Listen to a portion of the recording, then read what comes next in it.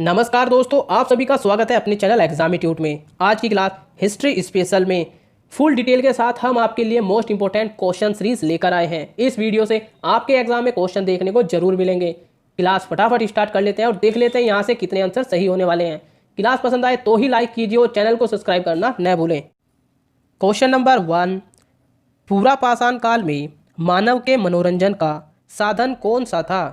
आपके पास ऑप्शन है इस प्रकार। ऑप्शन ए शिकार करना, ऑप्शन बी जुआ खेलना, ऑप्शन सी खिलौने या ऑप्शन डी इनमें से कोई नहीं। जल्दी से आंसर कीजिए दोस्तों।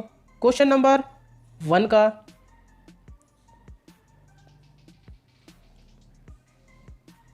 इसका सही आंसर है दोस्तों ऑप्शन ए शिकार करना। डिटेल में जान लेते हैं इसके बारे में। पूरा पाषाण काल के मानव के मनोरंजन का साधन शिकार करना था। वह अपने भोजन के लिए भी शिकार पर ही निर्भर रहते थे। वह मुख्यतः अपने भोजन में मांस, कंदमूल का प्रयोग बहुत अधिक मात्रा में करते थे।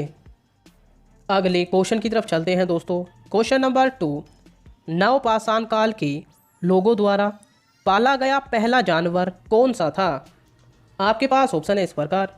ऑप्शन ए घोड़ा, ऑप्शन बी कुत्ता, ऑप्शन सी भेड़ या ऑप्शन डी बकरी। जल्दी से आंसर कीजिए दोस्तों। क्वेश्चन नंबर 2 का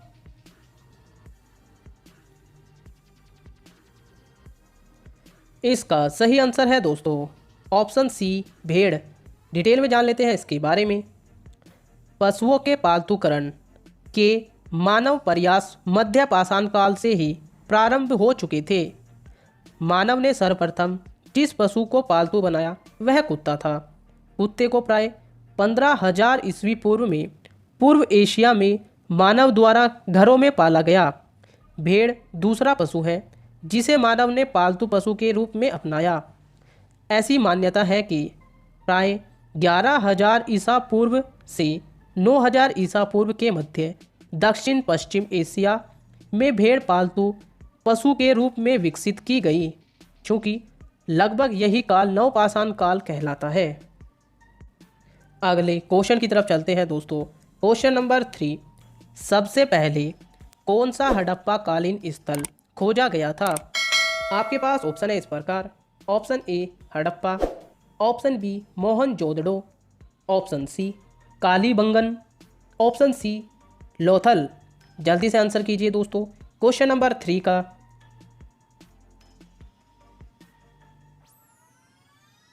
इसका सही आंसर है दोस्तों ऑप्शन ए हड़प्पा। डिटेल में जान लेते हैं इसके बारे में। सबसे पहले वर्ष 1921 में दयाराम साहनी के नेतृत्व में पश्चिमी पंजाब के हड़प्पा नामक स्थल में हुए उत्खनन में हड़प्पा सभ्यता का पता लगा था। सिंधु सभ्यता के स्थलों में सर्वप्रथम हड़प्पा नामक स्थल पर खुदाई होने के कारण ही इस सभ्यता का नाम हड़प्पा सभ्यता रखा गया था। अगले क्वेश्चन की तरफ चलते हैं दोस्तों। क्वेश्चन नंबर 4, सिंधु घाटी सभ्यता अनार्य सभ्यता था, क्योंकि आपको बताना है कि क्यों था। ऑप्शन है इस प्रकार। ऑप्शन ए यह एक शहरी सभ्यता थी, ऑप्शन बी इसकी लिपि चित्रात्मक थी, ऑप्शन सी इसकी अर्थव्यवस्था का आधार कृषि था, या ऑप्शन डी इसका विस्तार नर्मदा नदी घाटी तक था। जल्दी से आंसर कीजिए दोस्तों। क्वेश्चन नंबर 4 का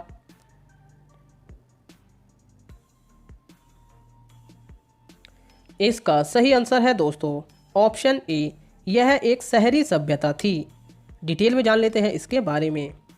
अनार्यों का संबंध केवल शहरी सभ्यता से रहा है, जबकि आर्यों का संबंध केवल ग्रामीण सभ्यता से रहा है। अगले क्वेश्चन की तरफ चलते हैं दोस्तों। क्वेश्चन नंबर 5, हड़प्पा सभ्यता निम्नलिखित में से किससे संबंधित है? आपके पास ऑप्शन है इस प्रकार। ऑप्शन ए कांस्य युग, ऑप्शन बी नवपाषाण युग, ऑप्शन सी पूरा पाषाण युग या ऑप्शन डी लौह युग। जल्दी से आंसर कीजिए दोस्तों। क्वेश्चन नंबर 5 का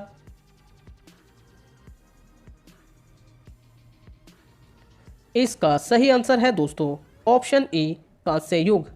डिटेल में जान लेते हैं इसके बारे में। हड़प्पा सभ्यता कांस्य युग से संबंधित है। सिंधु सभ्यता युग में तांबे व टीन को मिलाकर कांसा निर्मित किया गया, इसलिए इस सभ्यता को कांस्य युगीन सभ्यता भी कहते हैं। अगले क्वेश्चन की तरफ चलते हैं दोस्तों। क्वेश्चन नंबर 6, हड़प्पा सभ्यता की मुद्राओं एवं पक्की मिट्टी की कलाकृतियों में किस पशु का चित्रण नहीं किया गया है? आपके पास ऑप्शन है इस प्रकार। ऑप्शन ए गाय, ऑप्शन बी हाथी, ऑप्शन सी गैंडा या ऑप्शन डी बाघ। जल्दी से आंसर कीजिए दोस्तों क्वेश्चन नंबर 6 का।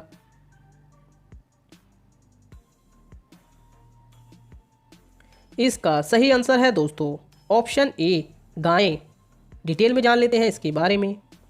हड़प्पा सभ्यता मुहरों तथा कलाकृतियों पर ज्यामिति से संबंधित विभिन्न नमूने बनाते थे। दर्शाई गई पशु आकृति में भारतीय हाथी, सांड, गैंडा और बाघ प्रमुख है। व्याघ्र चित्रण केवल सिंह प्रदेश के स्थलों में हुआ है।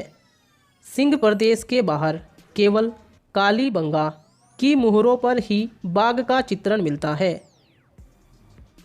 अगले क्वेश्चन की तरफ चलते हैं दोस्तों। क्वेश्चन नंबर 7, सिंधु सभ्यता के लोग निम्नलिखित में से किसे पूजते थे? आपके पास ऑप्शन है इस प्रकार।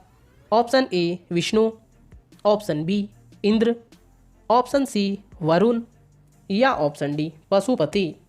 जल्दी से आंसर कीजिए दोस्तों क्वेश्चन नंबर 7 का।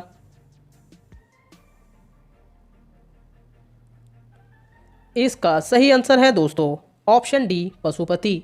डिटेल में जान लेते हैं इसके बारे में। हड़प्पा सभ्यता में पशुपति की पूजा प्रचलित थी। मोहनजोदड़ो से प्राप्त एक मुहर में तीन मुखिया वाला एक पुरुष ध्यान की मुद्रा में बैठा है। उसके सिर पर 3 सींग है। उसके दाहिने तरफ एक हाथी तथा एक बाघ और बाईं तरफ एक गैंडा और एक भैंसा खड़े हुए हैं। ऐसा प्रतीत होता है कि आज के भगवान शिव की पूजा उस समय पशुपति के रूप में होती थी।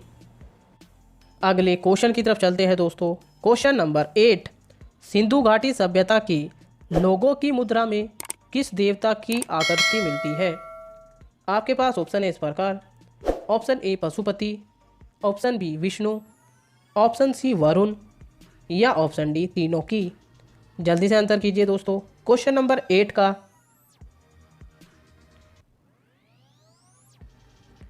इसका सही आंसर है दोस्तों ऑप्शन ए पशुपति। अगले क्वेश्चन की तरफ चलते हैं दोस्तों। क्वेश्चन नंबर 9, निम्नलिखित में से किसने सबसे पहले हड़प्पा सभ्यता के आवेशों की खोज की है? आपके पास ऑप्शन है इस प्रकार। Option A sir John Marshall, option B A Cunningham, option C R D Banerjee या option D R C Majumdar. जल्दी से आंसर कीजिए दोस्तों क्वेश्चन नंबर 9 का।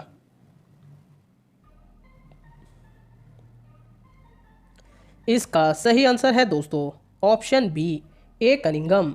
डिटेल में जान लेते हैं इसके बारे में। कनिंगम ने 1856 में इस सभ्यता के बारे में सर्वेक्षण किया था। 1856 में कराची से लाहौर के मध्य रेलवे लाइन के निर्माण के दौरान बटन बंधुओं द्वारा हड़प्पा स्थल की सूचना सरकार को दी गई थी। इसी क्रम में 1861 में अलेक्जेंडर कनिंगम के निर्देशन में भारतीय पुरातत्व विभाग की स्थापना की गई थी। अगले क्वेश्चन की तरफ चलते हैं दोस्तों। क्वेश्चन नंबर 10 लास्ट क्वेश्चन है दोस्तों, question of the day. Mohenjodaro कहाँ स्थित है? आपके पास ऑप्शन है इस प्रकार।